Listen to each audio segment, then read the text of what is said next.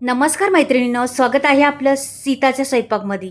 तर आज मी तुम्हाला भन्नाट अशी पारंपरिक रेसिपी दाखवणार आहे.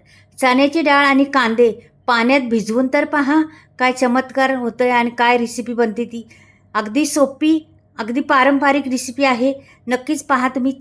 ही चण्याची डाळ मी आणि कांदे पाण्यात भिजत ठेवलेली आहे आणि ही पहा आता जवळजवळ 15-20 मिनटं भिजवायची, जास्त नाही भिजवायचे आणि नंतर मग काढून दाखवते तुम्हाला. 15-20 मिनटात डाळ पण भिजणार आहे बरेपैकी. हे बघा, बरीचशी डाळ भिजलेली आहे 15-20 मिनटात. आणि हे कांदे काढून घेते आता. कांदे कशासाठी पाण्यात भिजवायचे, डाळ कशासाठी पाण्यात भिजवायची ते नक्कीच सांगणार पुढे आता तुम्हाला. तर ही डाळ आहे ना, हे बघा बऱ्यापैकी भिजलेली आहे डाळ. तर आता हिला मी ना धुवून काढणार आहे, पाणी बाहेर काढणार आहे आणि नळाखाली नेते आणि स्वच्छ धुवून आणते तिला डाळीला परत एकदा. पहिली पण धुतली होती, परत एकदा धुवून आणते. हे पहा, आता परत मी धुवून आणलेली आहे. आता इथे मी मिक्सरचा जार घेते आणि हे डाळ आहे ना वाटून घेणार आहे. पहा, आता 2 वेळा होईन वाटून ती. हे पहा, 2 वेळा लागणार आपल्याला वाटायला. तर मी बऱ्यापैकी करणार आहे ती रेसिपी. तो पदार्थ खूप छान लागतो आणि हा पदार्थ तुम्हाला 3-4 दिवस टिकणारा पदार्थ आहे. 3 दिवस तरी टिकतो, आरामशीर टिकतो हा, काहीच होत नाही याला. तर हा असा पदार्थ बनवणार आहे. नक्कीच पहा तुम्ही व्हिडिओ संपूर्ण. खूप उपयोगी व्हिडिओ आहे आणि खूप पारंपरिक आहे, जुन्या जमान्यातली रेसिपी आहे ही. तर ही पहा, आता मी हे काढून घेते सर्व डाळ. एकाच भांड्यात पूर्ण काढून घेते डाळ आणि ही पाणी परत ओतून देते मी. आणि ती डाळ राहिलेली ना ती काढते. ही डाळ पुरी काढलेली आहे. आता परत हे वाटून घेते. जास्त जाड पण नाही वाटायचं, जास्त बारीक पण नाही वाटायचं, अगदी मिडियममध्ये वाचायचं. एखादी अर्धी डाळ राहिली अर्धी मुर्दी तरी चालेल, पण एकदम बारीक नाही वाटायची ह्याला. तर हे बघा मी अशा पद्धतीने वाटलेलं आहे, तुम्ही पाहू शकता. ही मी काढून घेते ह्याच्यात पूर्ण. पहा कसे वाटले. पाणी घालून वाटायची, जरासं थोडंसं पाणी टाकायचं, मी पटकनी वाटून होती.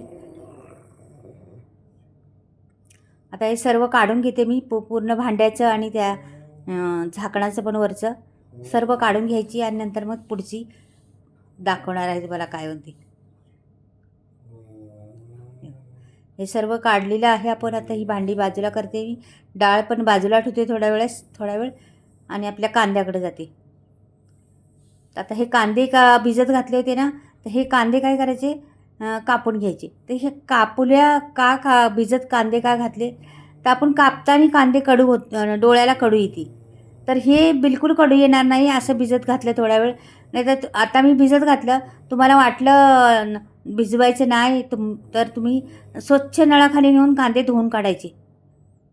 स्वच्छ अशी घसघसा घासायचे आणि धुवून काढायचे कांदे जरा पण तुमच्या डोळ्याला पाणी येणार नाही, कडू होणार नाही किंवा काहीच नाही. अशा पद्धतीने त्याच्याकरता मी सोलून ठेवले आणि डाळीतच टाकले होते. त्याच्यामुळं कांद्याला कडू न येण्यासाठी तो कांदा मी भिजत घातलेला आहे. आता डाळ पहा पुढे तुम्ही. तर इथे कढई ठेवलेली आहे. कढईमध्ये पळीभर तेल ओतलेलं आहे मी. एवढं तेल पुरेसं आहे एवढ्या गेला. तर इथे पहा मोहरी टाकलेली आहे. मोहरी तडतड आवाज आला का लगेच जिरं टाकायचं, म्हणजे दोन्ही पण संगच फुलतात मस्त. मिरच्या टाकायच्या. मी 5-6 मिरच्या घेतल्या होत्या चांगल्या, त्या कापल्या, त्या टाकल्या. इथं कढीपत्ता आणि लसूण मी टेचून घेतला होता आणि कढीपत्ता टाकलेला आहे. हे पहा, छान असा मिक्स करायचं, छान कढीपत्त्याचा आणि लसणाचा सुगंध गेला पाहिजे त्याच्यामध्ये. आणि हा कांदा कापलेला आहे, हा संपूर्ण 3 कांदे मी कापले होते ना, ते पूर्ण टाकलेले आहे मी याच्यात. कांद्याचा कडूपणा नाहीसा झालेला आहे. आता कांद्याचा थोडासा उग्रपणा राहिलेला आहे, तो घालवायचा भाजण्यामध्ये. तर भाजून गेला का, ट्रान्सफर झाला कांदा का दुसरी चिन्नच टाकायची आपल्याला. तर कोथिंबीर चांगली मूठभर घेतली होती, वाटीभर कोथिंबीर मी चिरली होती. दांड्यासकट चिरली होती, दांडे पण घेतलेले आहेत त्याच्यात. छान अशी परतून घ्यायची. कोथिंबीरीचा स्वाद खूप या रेसिपीला म्हणतात ना जान आणतो तसं. आणि हे कांदे तर खूपच रेसिपीचं हे आहे वैशिष्ट्य म्हटलं ना तरी चालेल. तर कांदे आणि कोथिंबीर घालायचीच ह्या रेसिपीला. आता एक अर्धा चमचा मी हळद टाकलेली आहे आणि पाव चमचा मी हिंग टाकणार आहे. डाळीचा असल्यामुळे हिंग टाकायचा, सुगंध पण छान येतो आणि डाळ पचायला पण हलकी जाते. त्याच्यामुळं हिंग टाकायचाच ह्याच्यात आणि हळद टाकलेली आहे, रंगाला पण छान दिसतं आणि आपल्या शरीरासाठी बी उत्तम आहे हळद. छान परतून घ्यायचं, अजून बी परतायचं चांगलं. आता वरून मी थोडंसं खोबरं टाकते, खोबऱ्याचा किस. आणखीन छान लागते ही रेसिपी खोबरं टाकल्यामुळं, चव ती वेगळी.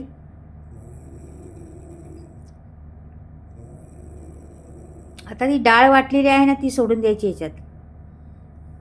ही संपूर्ण डाळ सोडून द्यायची, सगळीकडून मिक्स करायची. आता एकजीव करून घ्यायचा.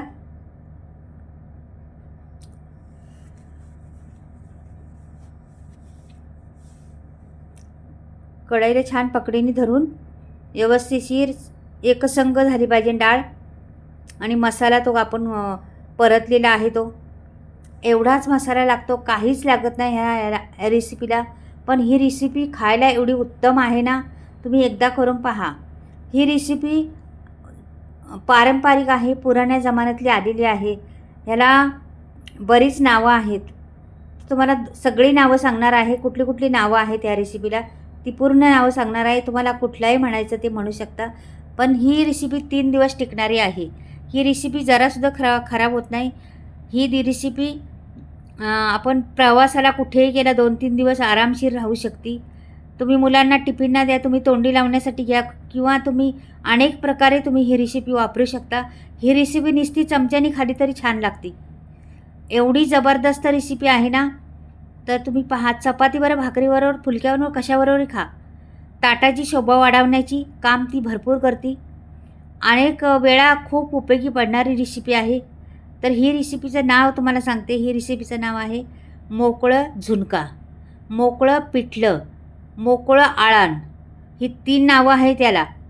ह्याला मोकळं म्हणतात, मोकळं पिठलं, मोकळं झुणका, मोकळं आळण, अशी 3 नावं आहेत. खूप पारंपरिक रेसिपी. आमच्या काळात म्हणजे आता जुन्या आम्ही लहान होतो त्यावेळेला आम्ही कुठे पिकनिकला गेलो, कुठे गेलो, स्कूलमधून पिकनिक निघते किंवा काही असं, तर आमची आई हमेशा हे झुणका बनवून द्यायची भाकरीवरती, किंवा चपाती बनवली ती चपातीवरती. ही 2-3 दिवस आरामशीर राहतं. आणि कुठे बाहेर प्रवासाला जा, कुठेही जा, सहलीला जायचं आम्ही, त्यावेळेस आमची आई द्यायची आम्हाला. म्हणजे अनेक प्रकारे ही उपयोगी पडणार आहे. खूप पुराण्या काळातलं आलेलं आहे हे. तर हे एकदा बनवून पहा तुम्ही. अगदी सोप्या पद्धतीत आहे, काही अवघड नाही. आणि एकदा बनवून खा तुम्ही, खरंच जबरदस्त आहे त्याला म्हणतात. अगदी तोंडाला 2-4 वेळा त्याला गरम म्हणजे स्लो गॅसवर भाजून घ्यायचं, परतून घ्यायचं. मग छान ते भाजलं जातं आणि मोकळं होतं, एकदम फडफडीत होतं एकदम. बघा, एवढं आपण पाणी घालून वाटलं होतं ना, तरी पण फडफडीत झालेलं आहे, एकदम मोकळं. बाकी ते शिजलं आहे. आता छान सुगंध त्याचा सुटलेला आहे, खमंगपणा मस्त. त्याच्यावरून तुम्ही तुपाची धार टाकली तरी चालेल. एवढं आणखीन तुपट छान लागणार आहे ती. साजूक तुपाचा 1 चमचा भरून टाकला ना तरी चालेल त्याच्यावर.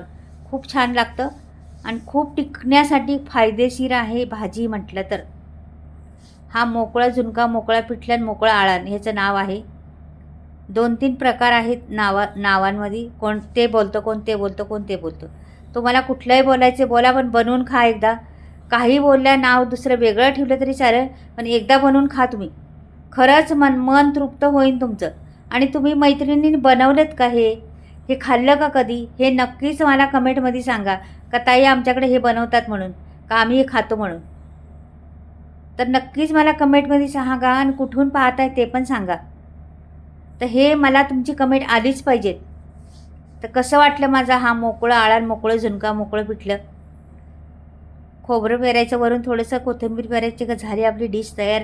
अगदी मस्तच एकदम. पहा बरं किती रंग सुंदर दिसते, किती छान दिसते, एकदम मोकळं फडफडीत झालेलं आहे का नाही. तर अशा रीतीने रेसिपी बनवत जा, खात जा आणि मुलाबाळांना बी खायला घालत जा. जुन्या जमान्याच्या आठवणी राहू द्या ताज्या. तर चला बाय, परत भेटूया.